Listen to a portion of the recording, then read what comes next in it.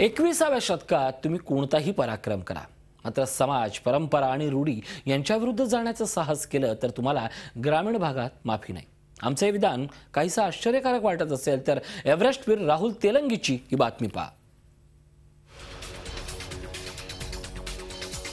राहुल येलंगे पोलादपूर मधला एक प्रतिथयश व्यावसायिक. राहुलनं एव्हरेस्टही सर केलाय. 2012 मध्ये त्यानं हा पराक्रम केल्यावर त्याचं रायगडकरांनी कौतुक केलं.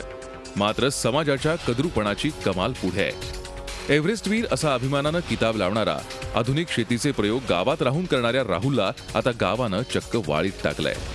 कारण काय, तर राहुलची पत्नी पौर्णिमा ही परजातीतली आहे. ती जीन्स पॅन्ट घालते.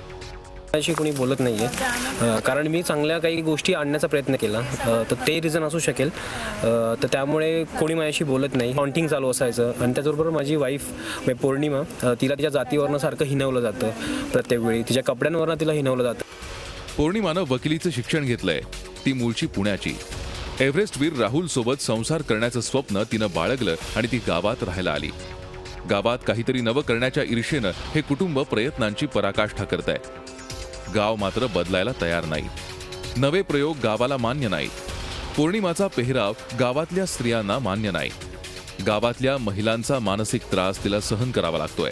घालणं अपेक्षित होतं आणि मी म्हणजे पुण्यामध्ये पूर्णपणे वाढल्यामुळे आणि तेच कल्चर कॅरी केल्यामुळे इथे खूप भयानक तो प्रॉब्लेम सुरू झाला. पोलादपूर तहसील कार्यालयात सामाजिक बहिष्कारासंदर्भात झालेल्या बैठकीत या प्रकरणाला वाचा फुटली. गावातल्या 38 लोकांनी राहुल विरोधात सार्वजनिक कार्यात अडथळा आणतो अशी तक्रार केली. राहुल अजूनही शांत आहे. त्यानं बहिष्काराविरोधात तक्रार नोंदवली नाही. आता गावकरी हात वर करतायत. हा विषयही माझ्या कानावरती नाही. आता माझी बायको डिअर झालेली आहे, ती जीन्स घालते. असं आमच्या गावात चालतं इम्पॉसिबल. ही गोष्ट वेगळी आहे. मंगळावरची स्वप्न पाहणाऱ्या भारतात जातीपाती, चालीरीती, पेहराव असल्या गोष्टींवरून भेदभाव सुरू आहेत, हे काळजीचं कारण आहे. प्रफुल्ल पवार, झी मीडिया, रायगड. राहुल येलंगेचा हा प्रकार आणि या सगळ्या प्रकारानंतर रायगडमध्ये वारंवार घडणाऱ्या बहिष्काराच्या घटना या सगळ्या अधोरेखित करतायत तिथल्या सामाजिक प्रथांवर. राहुल येलंगेचा हा प्रकार पाहिला की एक गोष्ट जाणवते की एव्हरेस्ट फारच सोपा होता, मात्र गावातली ही ढेकळं खूप मोठी झाली आहेत. ती पार करू देत नाही आहेत समाजातल्या प्रथा आणि दुष्परिणाम. आपल्यासोबत नितीन राऊत आहेत, सामाजिक कार्यकर्ते. राऊतजी, आजपर्यंत जवळजवळ 15 ते 20 प्रकरणं समोर आलेली आहेत रायगड जिल्ह्यातली आणि आता हे नवं प्रकार समोर येतोय. खरं तर गावातला एक माणूस राहुल येलंगे, ज्याने देशासाठी खूप मोठं काम केलंय, अशा माणसाला देखील प्रथांच्या या जोखडातून, टॉन्टिंगवरनं आणि समाजानं दिलेल्या टीकेवरनं सामोरं जावं लागतंय. काय नेमकं घडतंय? 15 नाही तर सुमारे 30-35 केसेस आलेल्या आहेत आणि आम्ही ज्या प्रत्येक जिल्ह्यातल्या अशा जात पीडितांच्या आणि पंचायत कडून जात होणाऱ्या व्यक्तींकडे गेल्यानंतर असं दिसतं की त्यामध्ये महिलांचा प्रामुख्याने छळ होतोय. म्हणजे आता ह्या प्रकरणात आपण बघितलं तर महिला ती कुंकू लावत नाही, नवऱ्याला एकेरी हाक मारते, पुरुषांचे कपडे घालते. याबद्दल गावात गावकीत विषय मांडला गेला आणि एक प्रकारे महिलांची एक बंदिस्त, महिलांसाठी कोड अवलंबला जातोय. वाढीत प्रकरणात महिलांचा शोषण होतंय, पण सातत्याने ज्याचा छळ होतो. म्हणजे एखादी बाई नळावर गेली किंवा विहिरीवर गेली तर तिला टोणपे मारले जातात. सांस्कृतिक कार्यक्रमात घेतलं जात नाही, दुःखाच्या प्रसंगी एकाकी ठेवलं जातं.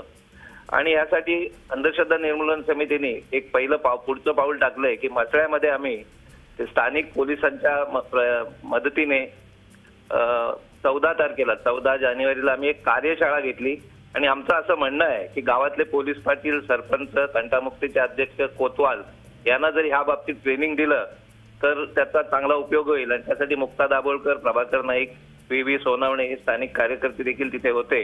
आणि ह्या कार्यक्रमाचं फलित असं झालं या कार्यशाळेचं, तर ते सगळे पोलीस पाटील आणि हे आम्हाला येऊन भेटले की त्यांनी सांगितलं हा विषय आमच्या गावागावात येऊन तुम्ही मांडा, आमच्या ग्रामसभेत, गावकीत मांडा.